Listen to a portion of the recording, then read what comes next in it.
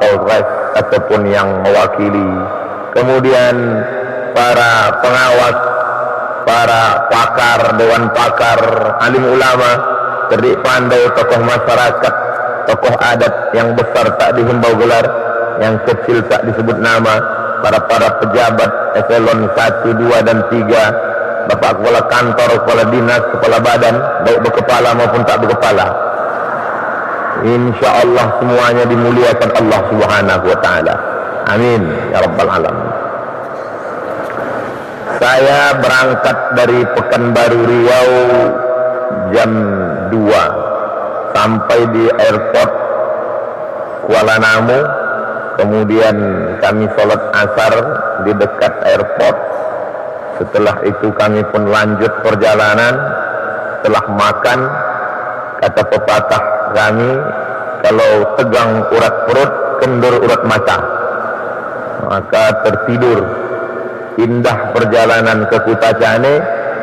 Begitu dibangunkan, sampai saya lihat menara segi 4. Di Riau menara bulat semua. Menara segi 4 ini setahu saya adanya di Maroko. Saya sangka sudah sampai di Casablanca. Ternyata saya sudah sampai di Masjid At-Taqwa Kutacane. Saya ingin ke Kutacane ini tahun 1993 ketika saya masuk ke pesantren Darul Arafah Medan. Tapi saya malu mengaku pernah di pesantren karena tak tamat. Ada kawan saya dulu, asal sebut nama dia ingat Kutacane, namanya Kanidin dan Ponidin. Sebut tuh Kutacane. Rupanya baru dikabulkan Allah 1993 2017. Kau Abdul Somad, nama saya mudah mengingatnya. Bagi bapak ibu yang nanti pulang ditanya orang, siapa yang ceramah tadi? Siapa ustadznya? Mudah. Qul huwallahu ahad, Allahus somad. Nama saya Somad. Di mana-mana saya hanya selalu disebut ustadz, dai, dosen, penceramah. Tapi di Kutacane saya dapat gelar baru, Ustadz Kondang. Masya Allah. Begitulah saudara-saudara saya di Kutacane memuliakan saya. Lalu kemudian di ujung nama saya itu ada pula LCMA.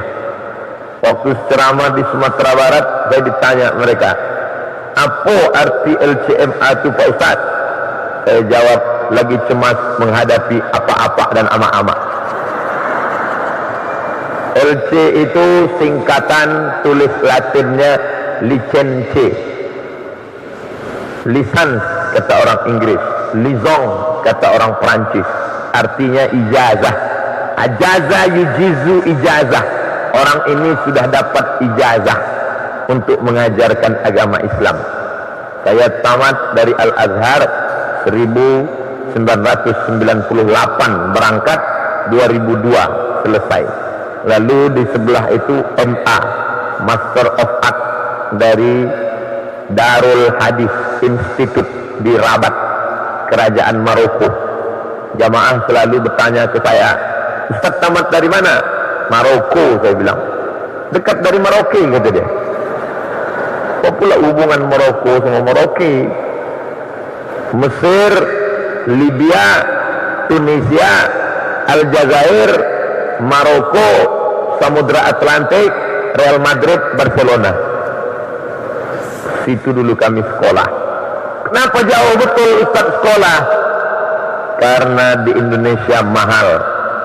S2 di Maroko bukan karena itu ini, tapi karena di sana sekolah gratis. S1 gratis, S2 gratis. Saya suka yang gratis-gratis.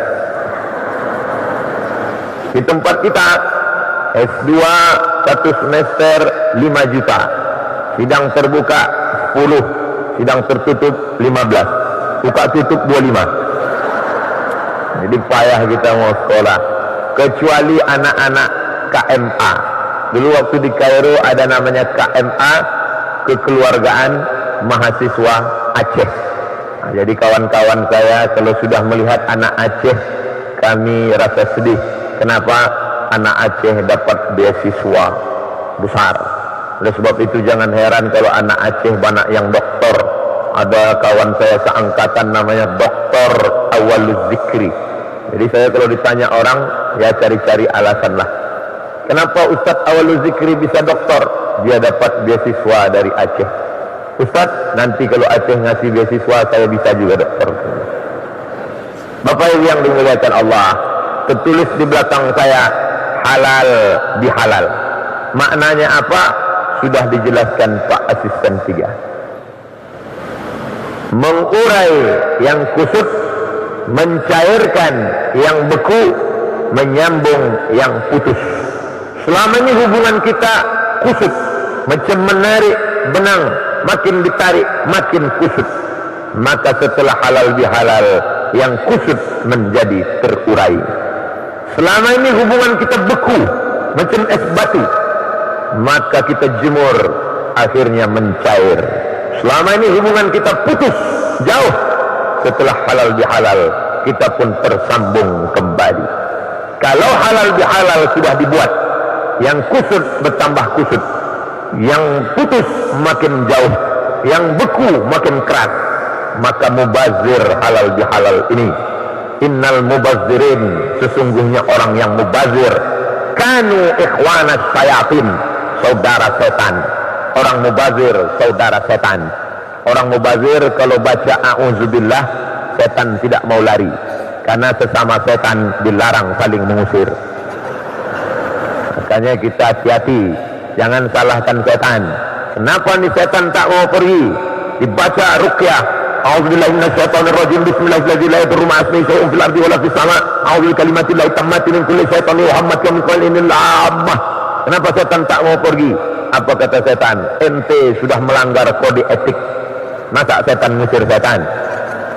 Oleh sebab itu jangan sampai kita mubazir. Halal bihalal. Pak Asisten, Pak Bupati, Dewan Pakar merasa tak sanggup datang per kecamatan, per rumah, maka dibuatlah tablik akbar ramai, lalu kemudian kita pun halal bihalal. Halal bihalal adalah bahasa Arab yang orang Arab pun tak tahu artinya apa. Kalau tak percaya, tanya dengan Pak Bukhari, senior-senior saya di sini ada, yang tahun 70-an mereka sudah sampai di Al-Azhar. Kalau ibu bapak nanti melihat Ustadz Somad ceramah, kenapa Ustadz itu dari tadi nengok ke sana sama ke sana saja? Kenapa tak ke sana? Di sana ada senior saya. Nanti kalau saya tengok bahan saya hilang. Bapak Ibu yang dimuliakan Allah, ibu pergi umrah sama bapak berdua, sholat di Masjid Nabawi, sholat subuh. Pulang dari sholat subuh, bapak pun tegaklah lama menunggu ibu. Mana pak? Nunggu ibu belum pulang-pulang, mungkin sedang berzikir di Taman Raudah. Tengok jam 8 belum juga pulang, akhirnya bapak pun balik ke hotel. Pak, ya, ibunya mana? Ibu sedang berzikir di masjid. Begitu jam 9, ibu pun pulang membawa 2 kresek jilbab. Ibu katanya tadi berzikir. Iya pak. Kok bawa jilbab? Itulah orang berzikir, pahalanya cash. Berapa beli satu? 5 rial. Loh, tadi kami beli 10. Orang berzikir rezekinya murah. Padahal ibu ini tak pandai bahasa Arab. Pedagang sudah bilang asar rial, 10 rial, 10 rial, 10 rial. Tapi ibu ini pandai menawar. Setengah ya, 5 rial. Ya, duit kasih, barang ambil. Barang saya ambil, duit saya kasih. Halal? Halal. Halal haji, halal, halal. Apa makna halal? Kita tidak ada sangkut-sangkutan lagi. Maka tadi kata Pak Asisten, plong. Anak-anak muda yang di sekolah, mahasiswa, kalau tidak mau buat formal halal bihalal, buat balihonya acara plong-plongan. Setelah ini kita ada sangkut paut lagi ya. Ya, halal haji, halal. Itu di air minum kita ada tertulis halal. Apa artinya? Mau diminum ragi. Jangan-jangan ini dicampur dengan kencing kuda. Jangan-jangan campur ada narkoba. Maka setelah dilihat halal, kita pun plong, buka, minum. Bismillah, halal. Menikah, aku terima nikahnya dengan mahar seperangkat alat sholat dan kitab suci Al-Quran tak pernah dibuka sampai mati, tunai. Halal, halal. Tidak lagi ada sangkutan dalam hati kita. Maka setelah halal bihalal, Aceh Tenggara, plong, yang selama ini kusut terurai, yang selama ini beku mencair, yang selama ini putus tersambung. Kalau galah patah bisa disambung, kalau kaca retak bisa direkat, tapi kalau sudah hati patah, kemana obat hendak dicari? So sweet gitulah jawabnya. Bapak Ibu yang dimuliakan Allah, maka jangan sampai hati kita ini rusak.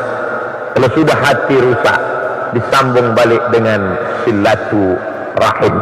Isinya, casingnya, sampulnya halal bihalal, tapi isinya silaturahim. Silatu menempelkan, silatu mengeratkan, silatu merekatkan, silatu merapatkan.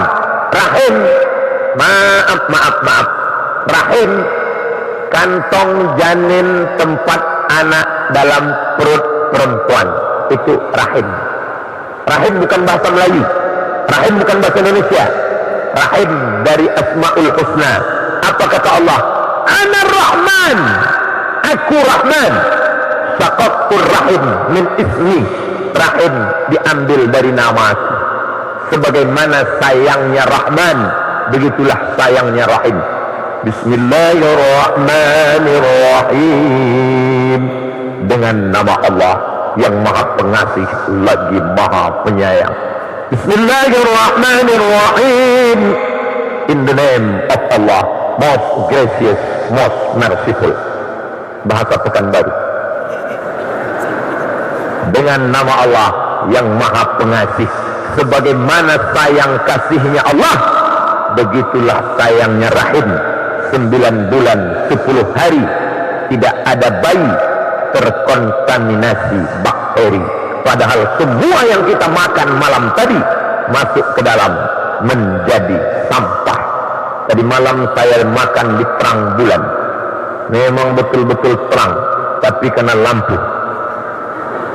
Makan sup daging, makan ayam goreng, makan udang, makan cumi sotong, masuk ke dalam sumber tong sampah bakteri terbesar. Semua yang dimakan malam tadi busuk. Ayam penyet, ayam patah, ayam sungsang, ayam mati, busuk. Tapi tak ada janin yang mati terkontaminasi bakteri. Kenapa? Karena janin dijaga oleh rahim. Rahim dijaganya janin 9 bulan 10 hari. Tak ada janin keluar karena terkontaminasi bakteri. Kalau tak ada rahim di dalam menjaga, ibu bapak bisa bayangkan, kalau tak ada rahim menjaga janin di dalam, bercampurlah janin itu sama sambal belacan gitu. Dijaga oleh rahim. Ini yang tak ada dalam diri laki-laki, ustaz, kiai, alim ulama, jenderal bintang 5, tidak ada rahim dalam perutnya. Ini yang belum bisa dioperasi. Wajah bisa dioperasi. Di Thailand banyak laki-laki macam perempuan, tapi rahim tak bisa. Makanya kalau perempuan sudah diponis rahimnya terbuang, menangis meleleh air mata. Bu, di rahimnya ada kista sebesar duit logam, maka untuk membuangnya harus dibuang dan rahimnya ikut terbuang. Meleleh air matanya karena dia akan kehilangan rahim dan tak bisa mengandung lagi. Istrinya menangis, suaminya tersenyum. Kok senyum Pak Ustaz? Tanyalah sama yang senyum-senyum. Bapak Ibu yang dimuliakan Allah, oleh sebab itu maka rahimnya satu, Lalu rahim satu tadi lahir anak. Dari anak lahir cucu. Lahir cicit. Anak, cucu, cicit. Di bawah cicit apa? Cucut. Banyak. Nah sekarang mau disatukan lagi rahim. Maka disebut dengan silaturahim. Makanya nanti kalau ada yang nanya, apa acaranya tadi? Halal bihalal. Arti halal bihalal apa? Ada 3. Apa yang 3? Entah tak dua ingat apa yang jadi. Isi halal bihalal itu apa? Silaturahim. Arti silaturahim apa? Menempelkan, menyatukan, mengeratkan, kembali menyambung tali silaturahim. Saya dari tadi malam salaman, begitu sampai di depan pintu salaman. Idza iltaqal muslimani, kalau ada 2 orang muslim jumpa, yaltaqiyani, bertatap muka, wa yatasafahani, jabat tangan. Tadi subuh saya sholat kemari, selesai salaman semua. Tadi mau kemari, salaman lagi. Sampai di dalam, salaman dengan ustaz, salaman dengan Pak Dandim, salaman dengan Pak Asisten, salaman dengan Pak Ketua Kepala UPP. Nah, ini semuanya adalah salaman. Tapi laki-laki sama laki-laki, perempuan ada dinding pemisah antara kita. Nih, tembok Berlin di tengah. Jadi kalau ada orang mengatakan apa itu halal bihalal, campur aduk laki-laki perempuan, kalian tak betul. Karena di Aceh Tenggara, di Masjid At-Taqwa Kucatani, laki-laki perempuan dipisah. Jangan ada tiang di antara kita. Kata sekuler liberal, tak mau mereka dipisah, tapi di sini dipisah laki-laki dengan perempuan. Bapak tak bisa memandang ibu, kalau mau pandanglah, nampak tiang. Ibu tak bisa memandang bapak, tapi semuanya memandang saya, dan saya bisa memandang ibu, tapi tak terlalu jelas karena jauh. Saya tak bisa membedakan di mana anak gadis, mana nenek-nenek, sama aja semua. Bapak ibu yang dimuliakan Allah Subhanahu wa ta'ala, setelah bertatap muka, wajahnya cerah. La tahqiranna minal ma'rufi syai'a, jangan kau sepelekan perbuatan baik walaupun kecil. Apa perbuatan kecil tapi baik? Antul qiya akhaka biwajhin talqin, ketemu dengan saudaramu, wajahmu talqin, lepas. Tolak, lepas. Kalau jumpa sama orang, wajahnya lepas. Bagaimana wajah yang lepas? Orang barat menjelaskan wajah lepas. Bulat, titik 2 mata, ada hidung, ada huruf U, tulis di bawah, keep smile, senyum. Agama Islam yang punya teori, non muslim yang mengajarkan tabassumika fi wajhi akhika sedekah, senyum ke wajah saudaramu sedekah. Ini jumpa sama orang, muka ditekuk macam jeruk purut dipijak gajah. Kalau senyum sama orang, tapi senyum ini ada orangnya, jangan senyum sendirian tepi jalan, tak ada lawannya. Setelah itu bersalaman, setelah itu ngobrol, cerita, apa kabar Pak, gimana Pekanbaru Ustaz di Pekanbarunya di mana? Di Panam. Di Panamnya di mana? Jalan Sukakarya. Oh di sini ya. Bertatap muka, bersalaman. Sekarang ini zaman kita ini sekarang zaman edan, sudah tidak ada tatap muka, sudah tidak ada salam-salaman, semuanya diwakili oleh FB. Kamu datang kemarin halal bihalal ke rumah dia? Tidak. Kenapa? Sudah saya ucapkan maaf lahir batin minal aidin wal faizin. Datang kemarin anak dia nikah? Tidak. Terus gimana? Sudah saya wakilkan. Barakallahu lakum wa baraka alaikum wa jama'inakum. Ser. Selesai. Dulu kalau kita nunggu pesawat di airport, ngobrol. Assalamualaikum, waalaikumsalam. Dari mana? Dari Jakarta. Mau ke mana? Mau ke Pekanbaru. Mau ke mana? Mau ke Banda Aceh. Mau ke mana? Mau ke Takengon. Mau ke mana? Mau ke Kutacane. Sekarang la salam wala kalam. Ada ngobrol. Semua dengan dunianya masing-masing.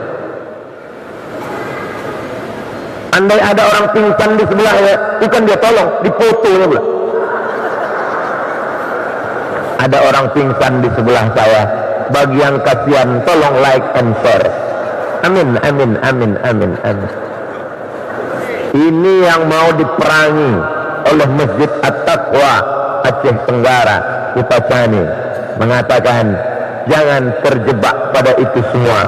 Share iklan pengajian silakan, share pengumuman tablik akbar silakan, tapi rusak hubungan gara-gara ini jangan, karena dia tak bisa mewakili wajah kita.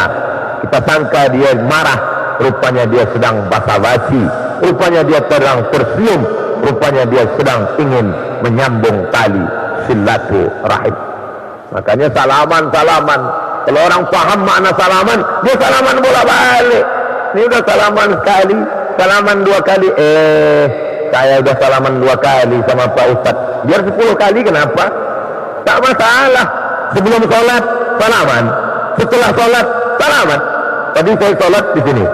Selesai sholat, assalamualaikum warahmatullah, assalamualaikum warahmatullah. Yang sebelah saya ngajak salaman, saya salaman. Yang sebelah lagi salaman. Ustaz Somad, ya, apa hukum sholat?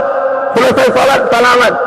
Kata Imam Nawawi, kalau sebelum sholat salaman, setelah sholatnya salaman, hukumnya mubah. Sebelum sholatnya belum salaman, setelah sholat baru salaman, namanya sunnah. Sebelum sholat saya tak ada salaman, selesai sholat baru salaman, namanya sunnah. Sebelum sholat sudah salaman, habis sholat salaman lagi, namanya mubah. Begitu kata Imam Nawawi dalam mazhab Syafi'i. Yang nggak boleh salaman itu bukan selesai sholat, sedang sholat tadi tak boleh. Allahu Akbar. Siapa Ustaz? Selesai sholat salaman ya tak apa-apa. Tapi ada pemisah. Li ayyuta'ina ala ra'si ahadikum, ditusukkan paku dari neraka ke kepala kamu, khairun, lebih baik, min antamussa yada mar'atin la tahillu lahu, lebih baik ditusukkan paku neraka ke kepalamu daripada kau sentuh tangan perempuan yang tak halal, yang tak mahram. Ini ceramah nih, nyampaikannya enak, tapi dalam prakteknya susah. Abdul Somad berapi-api menyampaikan, ditusukkan api neraka ke kepalamu, lebih baik daripada kau sentuh tangan perempuan tak mahram. Diuji Allah Ta'ala. Ketika di kampus, saya sehari-hari mengajar di Fakultas Usuluddin, jurusan hadis, Universitas Islam Negeri Sultan Syarif Kasim Riau. Selesai 16 tatap muka, datang mahasiswi, Ustaz, mau disalam ingat ceramah, mau tak disalam mubazir. Dulu waktu masih muda, sebelum menikah, sekarang udah tua dah. Maka gimana nih? Kalau sempat saya tegur, dia malu, orang banyak nengok. Alhamdulillah, begitu dia mengulurkan tangan, saya langsung. Ini tak pernah saya pelajari di Mesir, ini tak pernah saya pelajari di Maroko, ini saya dapat di Mahabharata. Cuman kadang kalau diundang di kantor dinas, di situ ada non muslim, nggak pernah ikut ngaji, dia tak tahu saya sudah gini, dia tetap gini. Dia kena ujung, apa boleh buat? Astagfirullah, astagfirullah rabbal baraya, astagfirullah minal khataya. Tadi saya dengar suara itu sayup-sayup ke jendela kamar masuk. Masya Allah, hebatnya suara majelis zikir di Kutacane. Saya pernah di salah satu masjid mendengar orang baca Quran, Bismillahirrahmanirrahim. Hebat. Begitu saya masuk ke masjid, tak ada orang. Apa tadi? Rupanya flash disk. Tapi di Masjid At-Taqwa subuh tadi saya dengar suara ngaji. Saya sangka, saya udah suuzon, alah paling-paling flash disk. Rupanya ada qorinya, ada imamnya, Al-Hafiz, hafal Quran 30 juz. Anak bapak ibu usahakan, tak dapat 30 juz 30 pun jadilah. Makanya subuh tadi kami sholat, Masya Allah, ghairil maghdubi alaihim waladdallin, amin. Bismillahirrahmanirrahim, alif lam mim, tanzilul kitab la raiba fihi min rabbil alamin. Sujud tilawah kami sujud tadi. Nih, saya akan bawa cerita ini, bahwa saya sholat subuh Jumat di Masjid At-Taqwa Aceh Tenggara. Kami sujud tilawah, selesai itu kenalan dengan tuan imam. Imam pertama, imam kedua, dua-duanya hafal Quran. Makanya mereka santai aja jadi imam. Pejam mata, nampak 30 juz. Klik Al-Baqarah muncul, klik Al-Ma'idah muncul, klik Al-An'am muncul. Kita klik Al-Baqarah muncul sapi betina, klik An-Nisa datang gambar perempuan pakai jilbab, klik Al-Ma'idah error. Silaturahim setelah harmonis hubungan, barulah bisa membangun Aceh, Nanggro Aceh Darussalam, bil khusus Aceh Tenggara, bil khusus Kota Cane menjadi baldatun thayyibatun wa rabbun ghafur. Tak mungkin kita bangun kalau masih hati pontang panting, centang perenang, bintang pukang, tunggang langgang.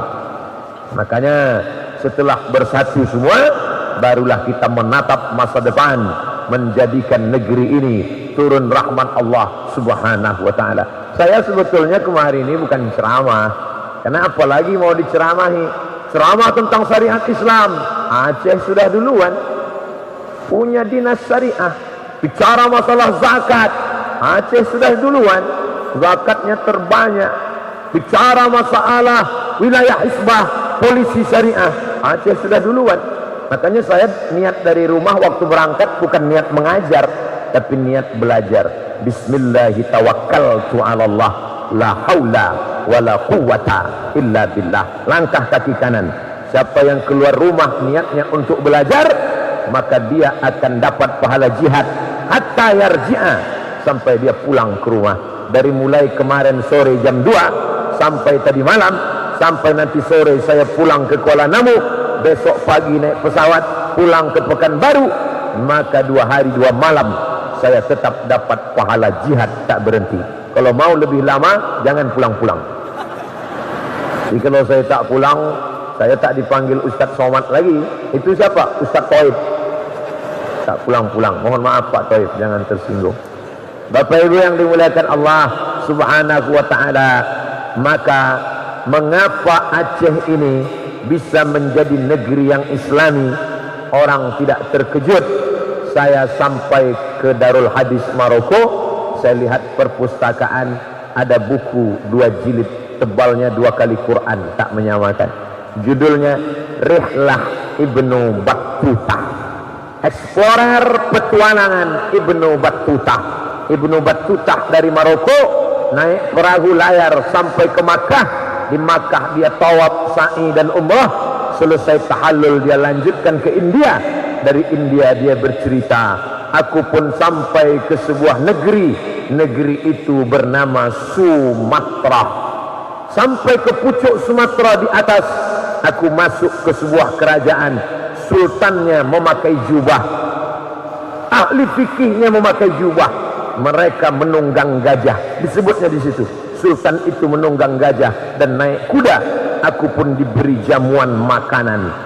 Ibnu Battuta 7 abad yang lalu sudah sampai ke Aceh, bercerita tentang kerajaan Islam Aceh Samudra Pasai, kerajaan Islam tertua di Nusantara. Oleh sebab itu, kalau ada orang melihat Aceh negeri yang islami, dia tak terkejut. Ulama-ulama kalau dibuka silsilah nasabnya, itu sampai ke mana? Ke Aceh. Sumatera Barat ada tradisi yang besar, yaitu namanya Basapa. Basapa itu bersafar. Hari Rabu terakhir di bulan Safar, mereka pergi ke Ulakan dekat Pariaman, mengunjungi kubur wali Allah bernama Syekh Burhanuddin Ulakan. Syekh Burhanuddin di mana dia belajar? Syekh Burhanuddin mengambil tarekat Sattariyah dari gurunya bernama Syekh Abdul Raub As-Singkili. Singkili artinya singkel dari Aceh. Orang yang pertama menerjemah Al-Quran. Al-Quran bahasa Arab, tak paham orang bahasa Arab, diterjemah terjemahan Al-Mustafid fi Ma'anil Quranil Majid. Quran Arab yang pertama diterjemah ke bahasa Melayu, penterjemahnya adalah Syekh Abdul Raub As-Singkili. Syekh Abdul Raub Singkil punya muridnya yang satu pergi ke Sumatera Barat, itulah dia Syekh Burhanuddin Ulakan. Yang satu lagi pergi ke Jawa Barat menjadi pengembang Islam di Jawa Barat, itulah dia Syekh Abdul Muhi. Syekh Abdul Muhi mengembangkan Islam di Jawa Barat, mengambil dari Syekh Abdul Raub Singkili. Yang satu lagi pergi ke Sulawesi, dia adalah Syekh Yusuf Al-Makassari Tajul Khalwati. Itu pun 3 silsilah nasab: Syekh Yusuf Al-Makassari, Syekh Abdul Raub As-Singkili, Syekh Abdul Muhi Pamijahan, Syekh Burhanuddin Ulakan. Semuanya mengambil dari Syekh Abdul Raub As-Singkili.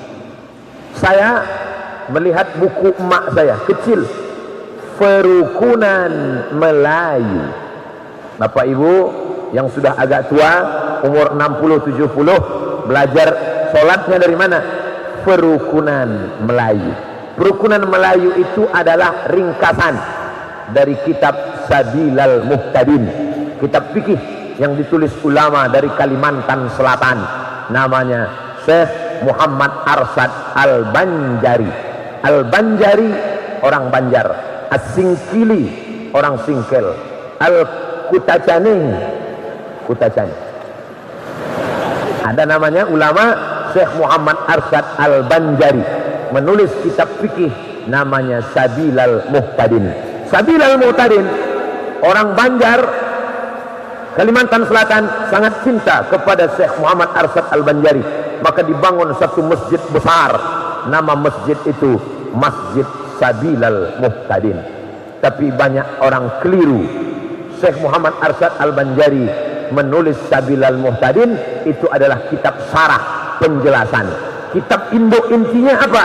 Intinya adalah kitab Siratal Mustaqim yang ditulis oleh Syekh Nuruddin Ar-Raniri, ulama Aceh, yang namanya diabadikan menjadi UIN, IAIN Ar-Raniri, yang berubah menjadi UIN Ar-Raniri. Maka berbicara Islam adalah berbicara Aceh, dan Aceh adalah Islam, simbol kejayaan Islam. Sebelum Nabi Muhammad lahir, orang Mesir sudah datang ke Aceh. Orang Mesir ke Aceh mau ngapain? Dia mau mencari ada satu batang pokok kayu, kalau dipotong keluar getahnya, dan getahnya itu namanya kamper. Getah kamper itu mereka bawa untuk mengawetkan mayat. Mayat kalau dikasih kamper maka tidak akan dimakan cacing. Kamper itu adalah kapur, dan kapur yang paling tua di dunia kita menyebutnya kapur Barus. Barus di bawah kerajaan Aceh sebelum merdeka menjadi Republik Indonesia berdaulat 1945. Dulu itu Barus masuk kerajaan Aceh, maka kapur Barus orang dari Afrika Utara, Mesir, sudah kemari untuk mengambil kamper. Makanya kalau lemari kita banyak kecoa, banyak ulat, masukkan kapur Barus, insya Allah tak akan ada kecoa. Maka badan kita kalau tidak mau dimakan ulat, makanlah kapur Barus.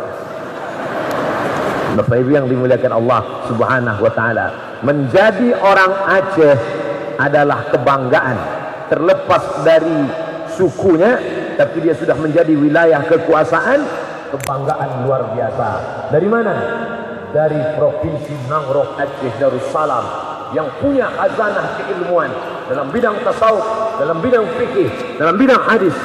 Tapi jangan bangga dulu, di balik kebanggaan itu ada tanggung jawab yang luar biasa di masa akan datang. Makanya saya senang berjumpa dengan alumni Al-Azhar. Assalamualaikum. Waalaikumsalam. Ustaz Abdul Somad. Betul, kami alumni Al-Azhar. Masya Allah. Tamat berapa? Pertama jumpa saya. Tamat berapa? Tamat tahun 96. Oh, guru saya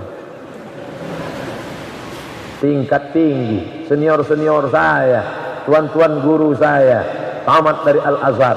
Si anu sudah punya pondok pesantren di sini, si ini sudah punya pondok pesantren di sini, si ini sudah punya pondok pesantren di sini. Makanya kalau kita kalah dalam politik, kalah dalam ekonomi, jangan sedih, karena dalam pendidikan kita tak boleh pernah kalah. Saya tak tahu di Kutacane, tapi di tempat saya, ibu-ibu kalau nyekolahkan anak ke pesantren, banyak yang nangis. Pulang dari nengok pesantren, matanya berair merah, bengkak. Ibu nangis kenapa, Bu? Sedih, Pak Ustaz. Tadi di pesantren nengok kasur anaknya tipis. Di rumah spring bed 2 lapis. Sedih kenapa, Bu? Sedih, Pak Ustaz. Di rumah cabainya dibelah, bijinya dibuang, takut anaknya kepedasan. Di pesantren jangankan bijinya, batangnya di blender. Di rumah ikannya dipanaskan, enak nak. Di pesantren kami dulu, saya dengan kawan-kawan dari Aceh, dari Langsa, dari Biren, dari Loksmawe, termasuk yang saya sebut tadi dari Kutacane. Santrinya berapa waktu kami di pesantren? 1.800 orang. Pesantren apa namanya, Pak Ustaz? Tak boleh sebut nama, menjaga kode etik jurnalistik. Ngantrilah kami bawa piring, mau makan buka puasa nih. Allahu Akbar, Allahu Akbar. Habis sholat ngantri, pas mau ngambil nasi, azan Isya. 1.800 orang. Masukkan gulainya, dagingkan kuatnya, tumpah ke muka. Wah, azan Isya baru berbuka. Rela dari Kutacane. Saya baru tahu sekarang perjuangan kawan-kawan saya dari Kutacane, sekolah dulu ke pesantren dari tahun 1993 sampai sekarang. Sekarang kalau ditanya, kemana si anu dulu? Sudah menjadi pegawai Pemda. Kemana si anu? Sudah mendirikan pesantren. Si anu sudah menjadi ketua Ikatan Alumni Timur Tengah. Itu kebanggaan luar biasa. Bapak ibu kaya, punya duit banyak, tinggal. Saya dibawa ceramah ke satu daerah perkebunan. Ustaz Somad, ya, ini kebun sawit ya. Ini yang punya satu orang, Pak Ustaz. Wah ya. Ini karet, Pak Ustaz. Karet yang punya satu orang.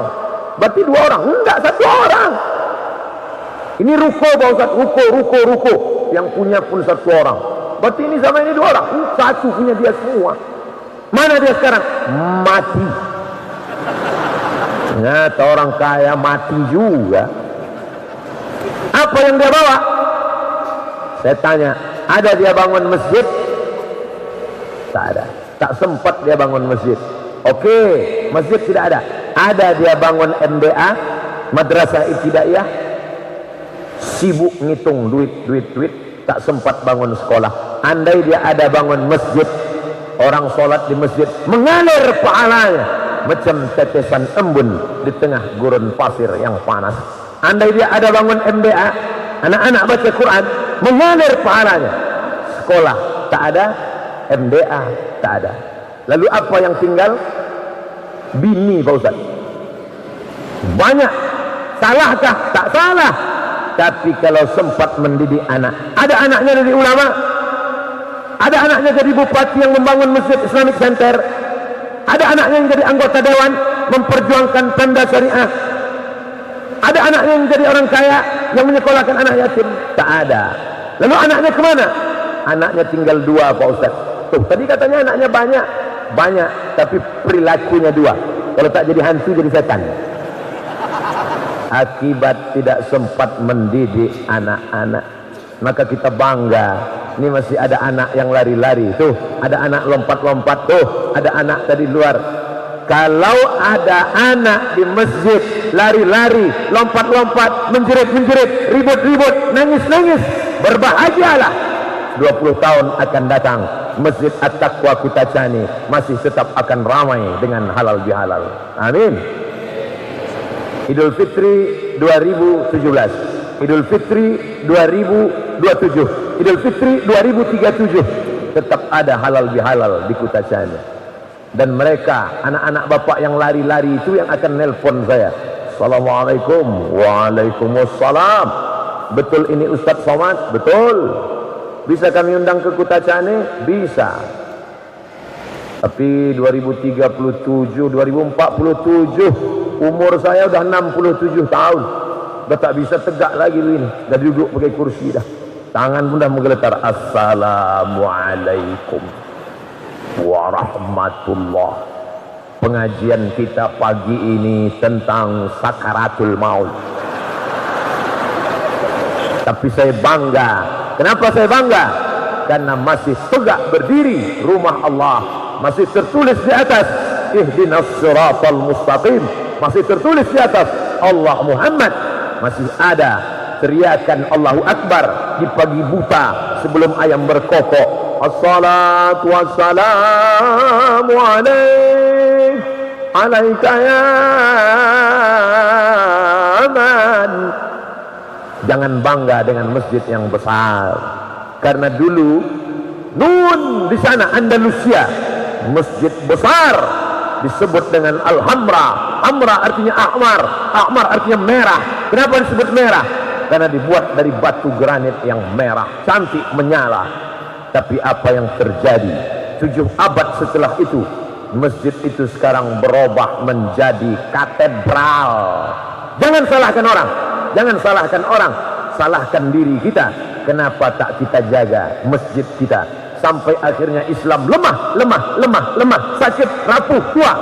Datang seorang perempuan bernama Ratu Isabella. Ratu Isabella memaksa kau mesti pindah agama atau out. Makanya jangan nyanyikan lagu Isabella. Ini acara lagu ulang tahun Isabella. Dia tak tahu. Isabella tahu kamu siapa? Enggak. Itulah yang paling kejam dulu, membunuh orang Islam, masa lalu yang hitam. Lalu kemudian orang Islam yang dipaksa murtad itu dipasangkan topi panjang kerucut ke atas. Siapa saja orang Islam yang murtad, na'udzubillah, diambil topi panjang ke atas, pasang kerucut ke atas. Namanya San Benito. Itulah yang sekarang dipakaikan ibu-ibu untuk anaknya. Happy birthday to you. Jangan pasangkan topi tajam ke kepala anak-anak kita, karena kita tak tahu sejarahnya. Jangan tiup-tiup lilin, karena sedang ikut tradisi orang Majusi. Orang Majusi kalau berdoa tiup api, sembah api. Nah, minta untuk setahun ke depan ya, pejamkan mata. Apa doamu di masa akan datang? Minta apa tadi? Laptop. Bulan depan istrinya pula ulang tahun. Apa tadi? Tas kulit. Bulan depan suaminya pula ulang tahun. Apa tadi? Ada deh. Bapak Ibu yang dimuliakan Allah, dengan segala macam posenya, berpose ulang tahun, macam-macam pose, istri orang ditonton suami orang, anak gadis orang ditonton anak lajang orang, macam-macam. Ini kok bisa begini, ini umat Islam. Kami pengajian rame-rame Pak Ustaz, oke, untuk syiar tak masalah. Tablik akbar, yasinan akbar, baca zikir akbar, tak masalah. Tapi mempertontonkan aurat, saya bangga. Di mana-mana cerita tentang Aceh saya bawa. Di Aceh kan jangan macam-macam. Aceh ada perda namanya, dilarang duduk ngangkang. Di Aceh jangan macam-macam. Ada namanya hijab, tak boleh kalau tak pakai jilbab. Makanya di Kutacani dari ujung ke ujung sampai ke ujung, anak-anak pun pakai jilbab semua. Anak-anak pakai jilbab. Jadi saya heran, itu kok tak pakai jilbab? Rupanya anak kecil laki-laki di bawah emaknya. Mau pakai jilbab. Tapi di tempat lain yang belum bisa memperjuangkan syariat Islam dengan perda, dengan otonomi khusus, dengan wilayah isbah, dengan dinas syariah. Yang mau berislam silakan masing-masing.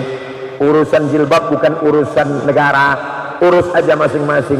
Ya tentu masing-masing, masing kepala lain isinya. Yang satu mau pakai jilbab, yang satu tak mau. Waktu ditanya, kamu kenapa nggak pakai jilbab? Yang penting hatinya berjilbab. Ini kalau begini nanti datang orang maaf cakap. Nanti datang orang gila telanjang lewat. Kamu kok nggak pakai baju?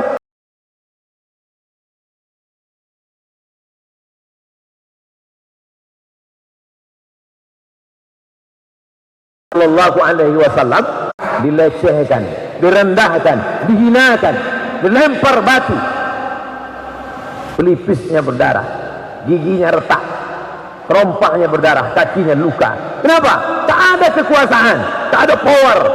Tapi setelah dia punya kekuasaan di kota Makkah Al-Mukarramah, pindah ke Madinah. Di Madinah dia punya power kekuasaan. Makanya selesai sholat, Nabi bisa bertanya, Assalamualaikum warahmatullahi wabarakatuh. Itu mau cek, periksa satu-satu.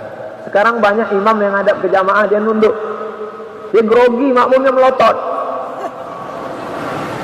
Nabi dulu kalau ngadap ke jamaah, Nabi tanya, Asyhadun fulan, Asyhadun fulan, Asyhadun fulan. Mana si fulan? Mana si fulan? Mana si fulan?